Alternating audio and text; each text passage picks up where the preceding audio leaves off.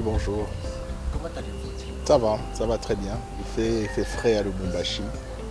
C'est la saison sèche, hein. Vous savez, on est habitué à la chaleur de Kin, mais c'est toujours un plaisir de retrouver la fraîcheur du Katanga, la fraîcheur de Lubumbashi, donc tout va bien. Merci pour l'invitation et merci pour l'émission. Je tiens aussi à saluer tous les sportifs louchois, tous les amoureux du ballon rond et tous les Katangais. Et aussi mes salutations à tous les Congolais et félicitations pour nos vaillants léopards. Ils vous ont compris, ils ont accepté. La première question, Excellence, qu'est-ce qui était à la base, à l'initiative de faire appel à Sébastien Desabre, faire partir un autre sélectionneur de taille qui était là à l'époque? Est-ce que nous pouvons connaître la petite histoire? Oui, merci. Enfin, c'est une petite histoire bien sûr qui est connue de tous les Congolais, surtout dans le monde du sport de notre pays. Quand nous arrivons à la tête du ministère national des Sports et Loisirs, nous avons trouvé un entraîneur, pas de moindre, c'est Hector Cooper qui a fait l'histoire du football au monde. C'est un sélectionneur argentin qui nous a été recruté par notre organe technique qui est la Fédération congolaise de football, l'association, la FECOFA. À l'époque, il y avait le président Constant Omari, que je salue en passant, un grand frère et un ami personnel. Alors, cet entraîneur n'était pas mauvais. C'était un entraîneur de très haut niveau qui est passé à la tête de nos léopards. C'était une joie pour tous les Congolais.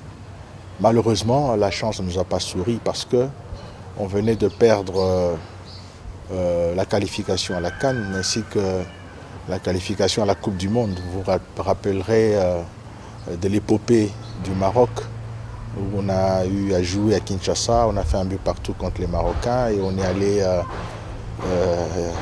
au Maroc, on a été battu par 4 buts à 1 et voilà, on a raté encore la chance d'aller au Qatar jouer la Coupe du Monde. Nous retournons à Kinshasa, on a réarmé l'équipe, on a réarmé les troupes et on devait directement entamer la phase de préparation, la qualification de la CAN et la Coupe du Monde que nous jouons aujourd'hui. Alors on a joué le premier match contre le Gabon, c'était à Kinshasa, on a perdu par 1 but à 0. Et une semaine après, nous sommes rendus à Khartoum, où on a perdu encore par 2 buts à 1 contre le Soudan. Et on a compris que l'équipe était encore sous pression, parce qu'après avoir perdu le match de barrage contre le Maroc, nos joueurs n'étaient pas très motivés, ils sont restés sous un choc. Et notre entraîneur aussi, on a vu qu'il n'avait pas beaucoup d'intérêt à rester au pays, c'est-à-dire au Congo. C'est un entraîneur qui a fait sa belle époque, il a fait son temps, il a entraîné en Italie, les Milan, Inter de Milan. Et vraiment, à un moment, moi je connaissais des moments d'échange avec Hector Cooper qui me demandait que si ça ne va pas, je le libère. Et que bon, j'ai compris qu'il n'avait pas de motivation non plus.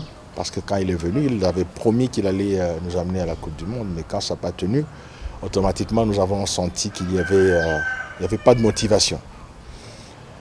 Et directement, nous on a commencé à préparer, parce que vous savez, gérer c'est aussi prévoir.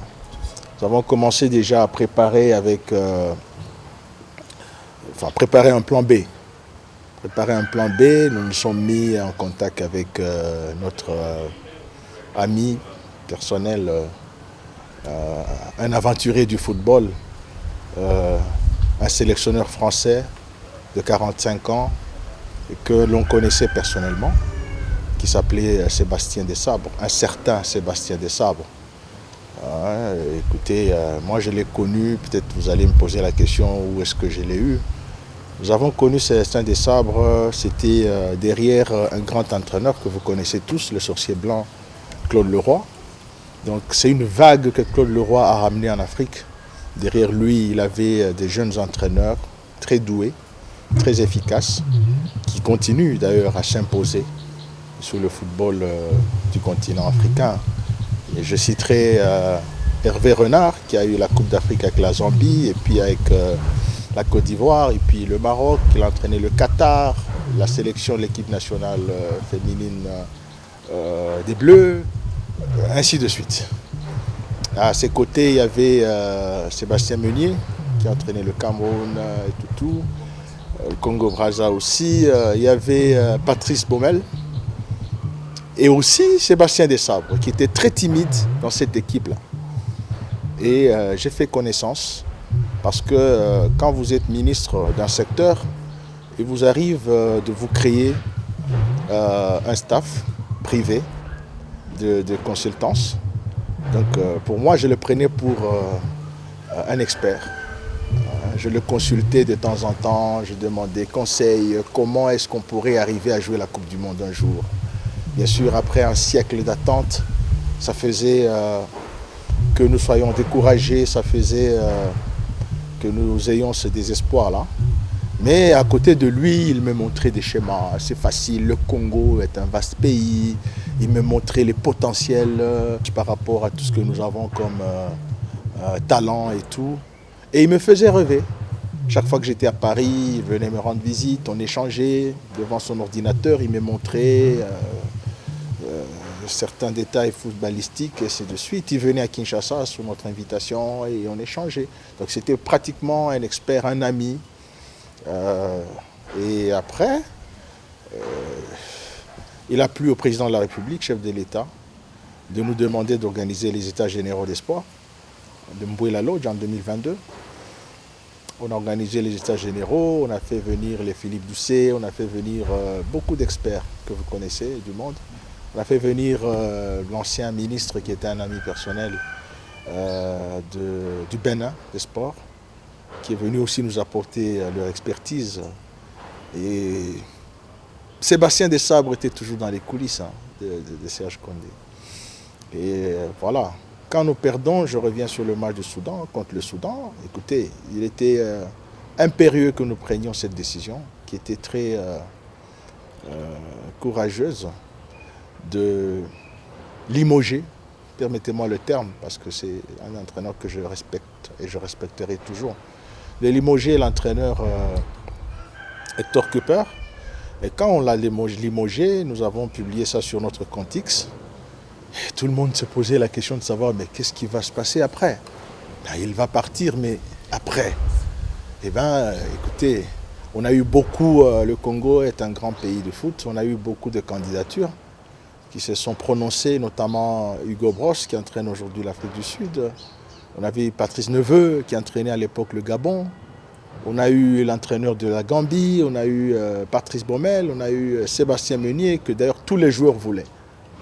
Parce que quand il était assistant de Claude Leroy, il a entraîné presque un tiers de l'ossature qui était dans notre équipe nationale à l'époque, notamment les Issama Mpeko, il y avait les Dieu merci Mbokani, les Poutou Trésor, et voilà. Alors tous les joueurs m'ont dit non, voilà, Excellence, nous voulons que Meunier vienne, c'est un bon entraîneur. Alors j'ai eu à échanger avec mon grand frère Constant Omari, qui me dit oui, c'est un bon, mais il est très très ami aux joueurs. Et ça ne serait pas une bonne chose parce que après j'ai senti qu'il y avait une campagne derrière sa candidature. Donc il a travaillé dans l'équipe nationale. Si oui ou pas, je ne confirme pas, mais j'ai senti cela. Mais aussi, j'avais dans ma tête, je vous ai parlé de cet aventurier du football, ce sélectionneur français qui me revenait, qui me faisait rêver. Parce qu'avec lui, on avait le projet de faire venir ou de convaincre les binationaux, c'est-à-dire nos joueurs formés à l'étranger, qui ont évolué à l'étranger, qui n'avaient rien à voir avec le football congolais. Les faire revenir et donner aux Congolais ce goût du football moderne. Parce que dès notre enfance, quand on regardait la CAN, la Coupe du Monde pendant notre jeunesse, on voyait des grandes stars revenir jouer pour leur nation. Pourquoi pas la RDC?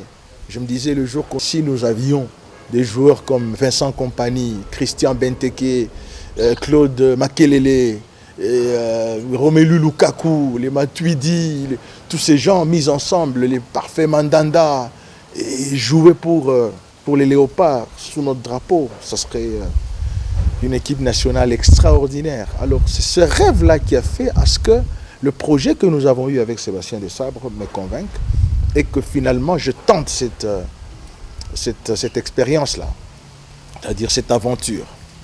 C'est comme ça que finalement nous avons fait venir l'entraîneur Sébastien Desabre. J'ai eu les encouragements du président de la République, parce qu'avant toute décision, avant de prendre l'arrêté, je devais d'abord défendre cela au Conseil des ministres. Le président nous avait posé la question de savoir si on le connaissait. Eh bien, nous avons dit que oui, mais le connaître à fond, non. Mais nous avons un projet. Et le président m'a dit, bonne chance. Et c'est là que nous avons eu le courage de signer Sébastien Desabre. Donc c'est vraiment ce jour-là que nous avons délivré la RDC. Sébastien Desabre a signé, la FECOFA est venue, je l'ai présenté auprès des responsables de notre organe technique. À l'époque, c'était le président Chimanga qui faisait à l'intérim, à côté ou aux côtés de son secrétaire général belge Situtala. Et on a signé le contrat et c'était parti. Mais après la signature du contrat, il fallait voir dans les réseaux. C'était chaud parce que c'est tous les Congolais, au lieu de féliciter l'arrivée du jeune entraîneur français qui avait 45 ans, d'ailleurs 44 ans, qui tendait vers ses 45 ans d'âge, c'était des critiques. Le jour que nous signions Sébastien Desabre, son équipe de New York en France venait de perdre par 4-0. Et c'était le score que tous les internautes sportifs étaient en train de publier. Voilà, son équipe vient de perdre en 2e, 3e division, 4-0. Mais qu'est-ce qu'il viendra faire? Voilà, c'est du copinage. Le ministre nous a amené son ami, on ne le connaît pas et tout ça. Voilà, il y avait des journalistes de renommée que vous connaissez qui ont fait vraiment des émissions tout entières en train de parler de ce jeune entraîneur. Ben écoutez, c'était pas facile à gérer, c'était pas facile non plus à digérer. Nous avons pris courage de suivre et voilà, de nous concentrer, d'être focus. Et il a commencé son travail avec le projet, bien sûr. C'était automatique, hein. C'était pas qu'on attende. Directement, on a commencé parce qu'il fallait faire le tour d'Europe avec le devis qu'il a donné, le projet qu'il a donné. On devait passer par cette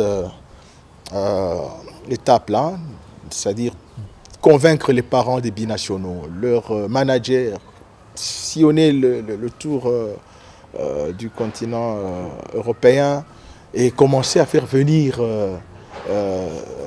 tous ces joueurs-là à participer à ce rêve de la République démocratique du Congo. Et il a fait son premier rassemblement, c'était à Paris, et puis je crois à Bruxelles, et puis Paris, et puis on a fait venir les joueurs.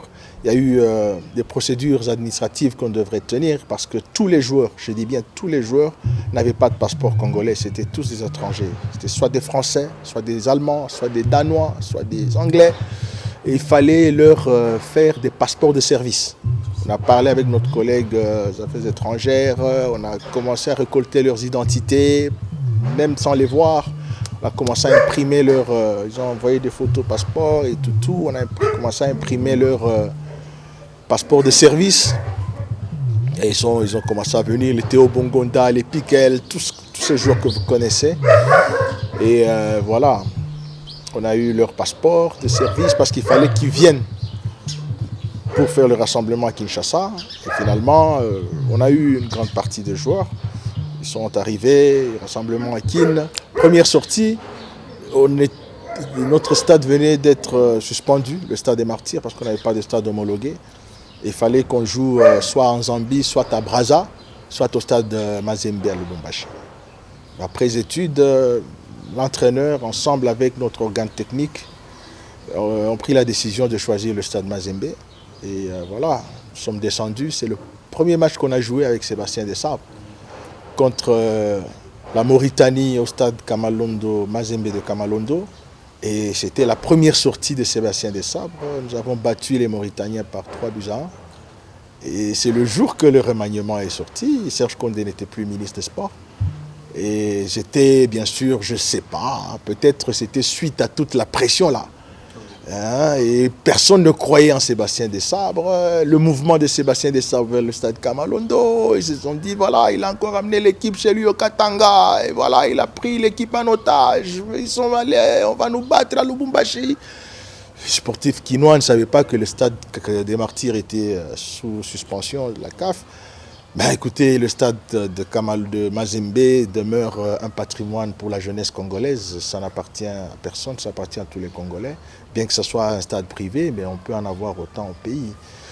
Et Mazembe nous a donné cette hospitalité. Il fallait le faire, c'était au Congo. Les Louchois sont des Congolais. Au lieu d'aller jouer devant les Brazzavillois ou les Zambiens, on a préféré jouer à Lubumbashi. Et on a pris les animateurs de Kin avec nous, on les a ramenés.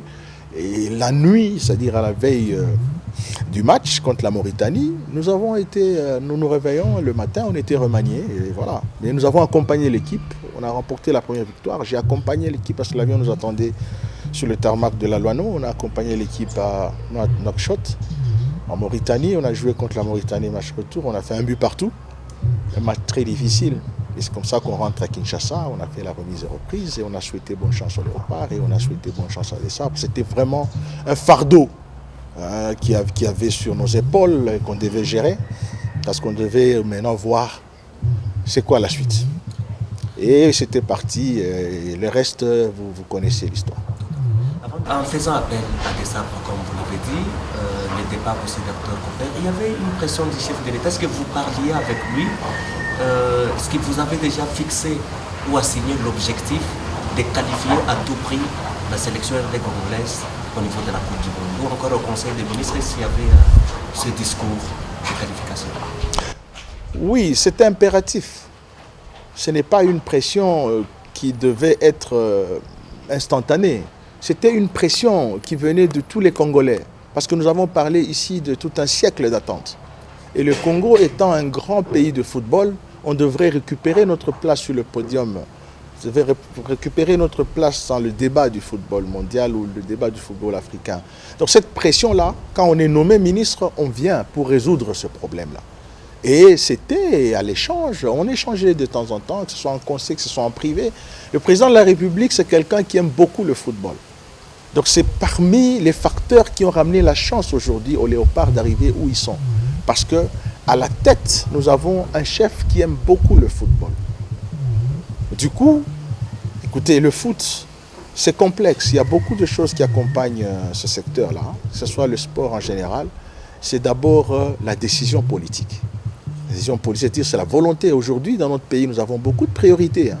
Le pays a besoin de ponts. Nos enfants ont besoin de bonnes études. Nous avons besoin d'eau, d'électricité.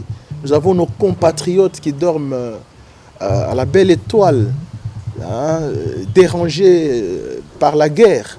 Donc vous voyez toutes ces priorités-là. Mettre maintenant le football, ça devient le cadet des soucis de la République démocratique du Congo. Donc aujourd'hui, vous n'allez pas imposer à la RDC de mettre le football, parce que là, on ne parle même pas du sport. C'est le sport, en général, oui, mais c'est le foot d'abord qui prime. Vous n'allez pas mettre le foot en priorité quand vous savez que nos enfants n'ont pas de bonnes études, il n'y a pas d'école, il n'y a pas de pont pour relier nos territoires, il n'y a pas d'eau, d'électricité. Donc pour arriver à donner cette priorité au football, on doit avoir d'abord cette volonté politique qui devrait ou qui doit venir de la tête du pays. D'où un président de la République, comme je vous dis. Le président Fachi, c'est quelqu'un qui adore le foot. Il aime le football et ça fait partie des avantages pour que notre football aujourd'hui ait ses moyens ou les moyens de sa politique pour un bon fonctionnement. Donc cette pression-là, c'est une pression qui reste permanente. Parce qu'écoutez, le football, c'est une aventure perpétuelle. Ça ne doit pas être quelque chose que vous assignez pour une période et puis vous oubliez. Non, ça doit être chaque jour, c'est un rêve.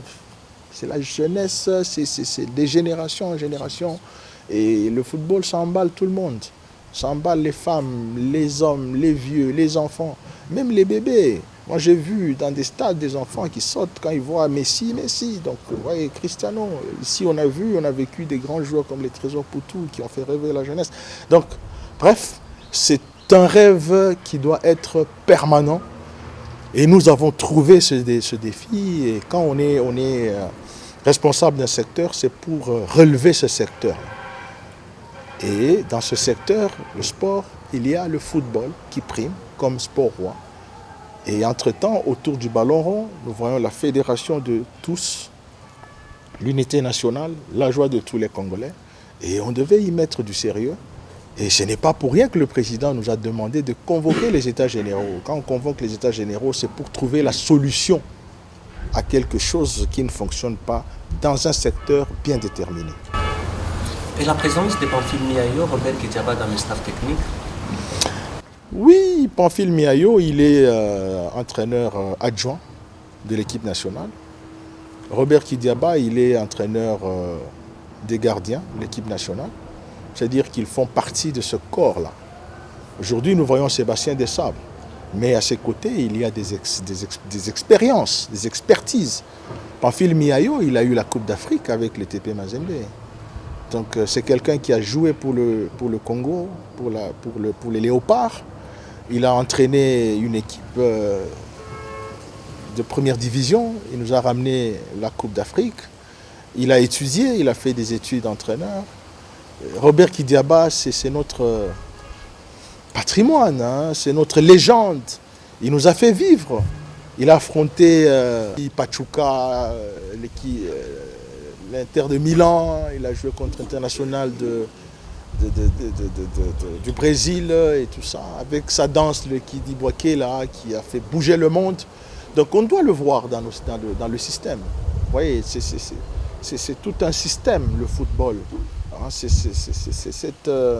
cette esthétique-là qui compte. Et Robert Kidiaba, c'est pas n'importe qui. Quand vous voyez un joueur, d'où qu'il vienne, qu'il soit professionnel ou... Enfin, tous les joueurs sont des pros d'abord. Donc qu'ils viennent de quelque club qu'ils soient. Mais devant Kidiaba, il se rabaisse.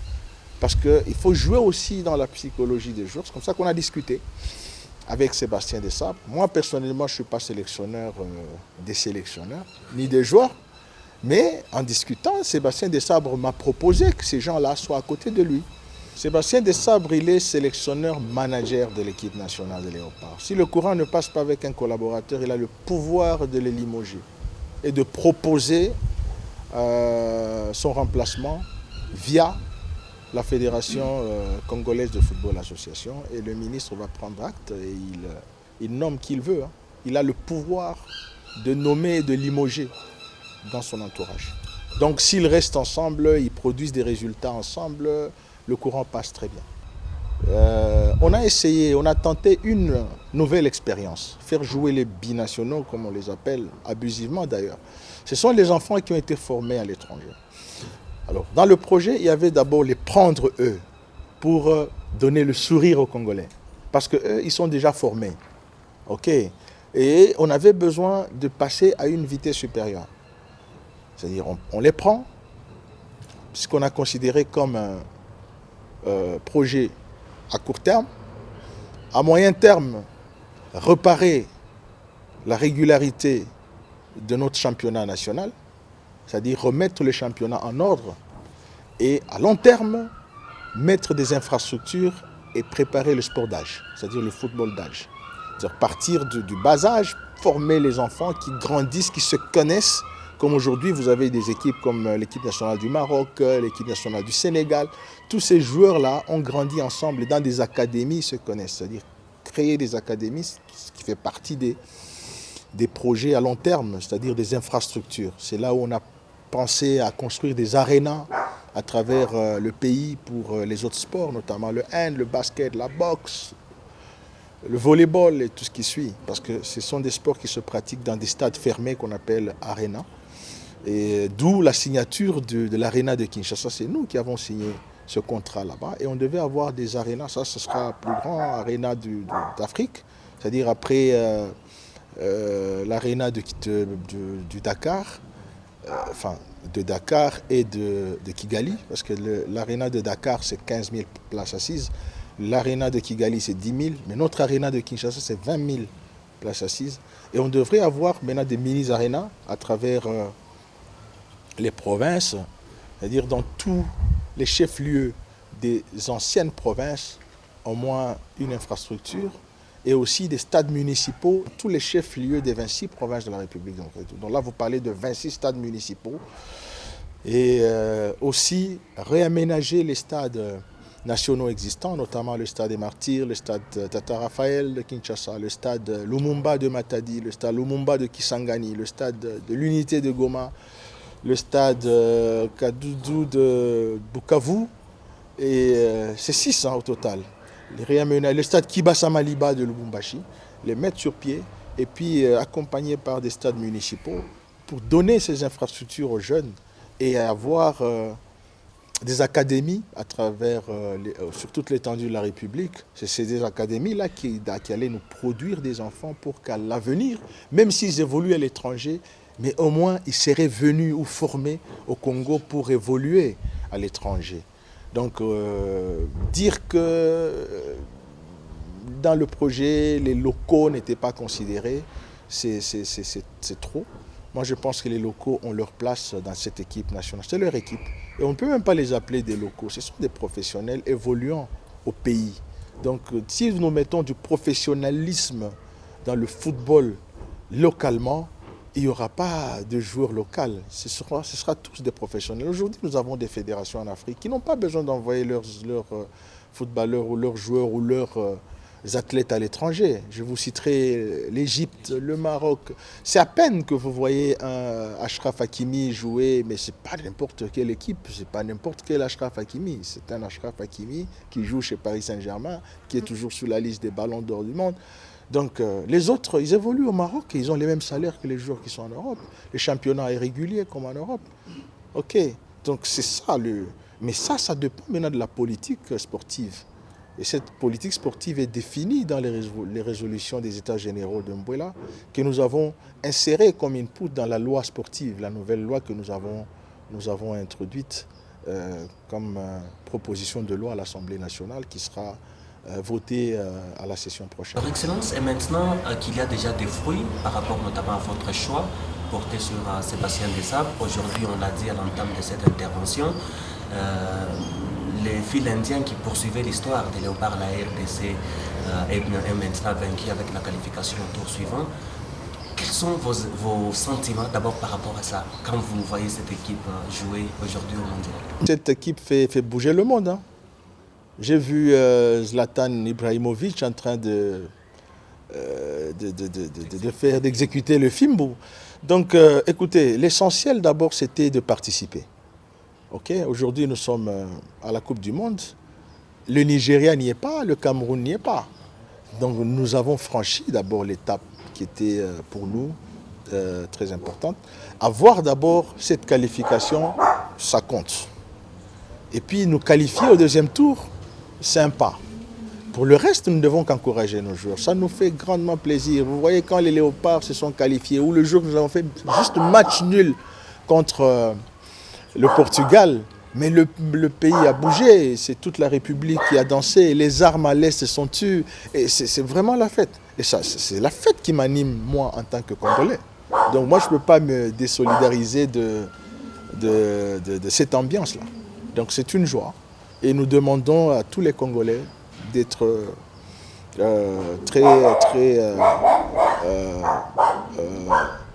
mobilisés derrière l'équipe nationale pour que nous fassions plus que ce que nous sommes en train de faire aujourd'hui. Donc les joueurs sont motivés, les joueurs sont hyper motivés, ils sont décomplexés, ils peuvent affronter n'importe quelle équipe. On a joué contre le Portugal. Après-demain, on sera en face de l'Angleterre, le premier pays du foot au monde. Donc voilà, on est considéré, on est sur le podium comme je l'ai dit dans l'entame. En tout cas, techniquement, Desabre est mieux placé pour ça. C'est un entraîneur qui peut changer de donne à tout moment. Et il l'a toujours prouvé. Et nous devons d'abord, en tant que Congolais, savoir que au bout d'un match de football, il y a 3 résultats. Il y a la victoire, il y a un match nul et il y a une défaite. Donc s'il arrivait que l'on perde, nous allons applaudir. Bravo les Léopards. Faire un match nul qui va nous amener aux prolongations, ce sera facteur chance. Il faudra beaucoup d'abord travailler sur le physique des joueurs. Parce que maintenant, on va jouer un football viril. Hein. Un football viril où l'adversaire vous distrait. Quand vous n'avez plus de souffle, il vous attaque. Donc on devra être très prudent. Le conseil que j'ai donné au staff technique, pas à Sébastien Desabre seul, parce que Sébastien Desabre, il connaît au moins son travail, que chacun fasse son travail. Les préparateurs physiques devront être là pour accentuer sur la pression physique. Et les intendants, les médecins, il faudra vraiment se rassurer que les joueurs sont en bonne santé. Et les joueurs aussi, dans leur conscience. Le gouvernement dans la motivation. Donc que chacun fasse son travail. Jusque-là, je n'ai pas de conseils à donner. Je n'ai que des encouragements à verser sur cette équipe qui nous donne la joie. Et je pense qu'on y arrivera. Non, après l'étape, il faudra continuer avec l'encadrement de l'équipe nationale. Cette équipe nationale a besoin d'être encadrée. C'est notre patrimoine, comme je l'ai dit, qui a besoin d'être soutenu, d'être entretenu. Donc il faudra toujours continuer à entretenir cette équipe et aussi penser à renforcer l'effectif. Nous avons des bons joueurs et on a aussi des joueurs, je pense, après la Coupe du Monde, qui ne vont plus rentrer à l'équipe nationale. Hein. Il y a des joueurs qui ont tout donné pour les Léopards et ils ont joué la Coupe du Monde. Et il sera maintenant question à notre staff de dire merci à ces joueurs parce qu'on ne va pas les garder par sentiment. On ne fait pas plaisir aux gens. C'est le drapeau de la République démocratique du Congo qui compte. Et ce drapeau doit être tenu par les 120 millions de Congolais. Ça ne devrait pas être tenu que par un seul citoyen ou par un seul footballeur. Il y en a qui ont tenu à ce drapeau, qui peuvent aussi la relâcher pour que les autres aussi viennent apporter leur main. Donc c'est l'équipe, c'est le drapeau. Le drapeau est là, qu'il y a des enfants, il y a des joueurs qui montent. Il y a des joueurs qui ont joué il y a plus d'une décennie dans cette équipe-là. Il est grand temps qu'ils partent et qu'ils laissent aussi la porte à d'autres joueurs. Parce que même en Europe, où il y a le football professionnel, il y a le mercato. Quand on ouvre la fenêtre, c'est pour que les autres partent et les autres rentrent. Donc cette équipe nationale ne doit pas être statique. Elle doit être dynamique. Elle a beaucoup donné. Aujourd'hui, jusqu'à jouer la Coupe du Monde, à se qualifier au deuxième tour, c'est une équipe qui est connue. Et ils ont suffisamment tout donné aux Congolais. Il est grand temps que les autres maintenant bougent et qu'on fasse venir du nouveau, du sang chaud. On en a besoin. Et d'ailleurs, on devrait le faire avant la Coupe du Monde. Juste quand on a eu la qualification, il fallait tamiser un peu, remettre un peu de sang chaud. Bon, l'entraîneur a eu un peu de pression parce qu'il fallait récompenser ces joueurs qui nous ont fait rêver. Et les voir partir à la veille de la Coupe du Monde, ça ne serait pas gentil non plus. On les a laissés épuiser leur soif. Mais juste après, on devra leur dire merci les gars et faire monter une nouvelle ossature. Merci Excellence pour l'entretien que vous accordez à ce jour. Ça n'a pas été facile de vous avoir. Heureusement, vous avez compris qu'il y a la presse aussi qui travaille jour et nuit pour vous. Vous avez accepté pour ça là. On avait Abdelou Kanila qui est le responsable du sport au Malawi. On avait également M. Félix Chibaza qui est le responsable du sport à Dynamique Radio-Télévision. Merci pour votre temps de nous accorder. Vous ne vous êtes pas présenté vous-même? Moi, c'est M. Georges Atouka Bongo. C'est comme des frères En tout cas, c'est moi qui vous remercie. Ça a été un grand plaisir d'échanger. Pour le reste, grand merci et bonne chance pour les Léopards. Et je dis encore merci à tous les Congolais. Et mes salutations au premier sportif des Congolais, Félix Antoine Tshisekedi Tshilombo, et ainsi qu'au ministre des Sports, Maître Didier Boudimbo, pour le travail abattu. Allez, chers frères, on est ensemble.